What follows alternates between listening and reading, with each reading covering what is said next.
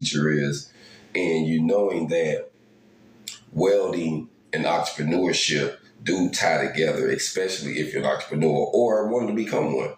So I wanted to say something to y'all today because I know we have many different thriving young professionals coming up right now.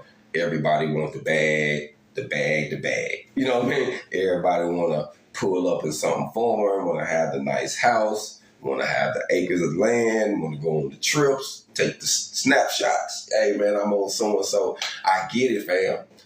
And you know what? Ain't nothing wrong with it. But it's going to take some work ethics, fam. It's going to take some work ethics. And ain't nothing wrong with experiencing certain things. Because I have experienced things that I'm like, you know what, I like to do. And I have experienced things I say, I'm going to do that again. And I experienced some things in life, family, that I really thought that I had to have. You know, being, oh, I just got to get this and got this. I'm like, man, you wish you would have even did it, you know. But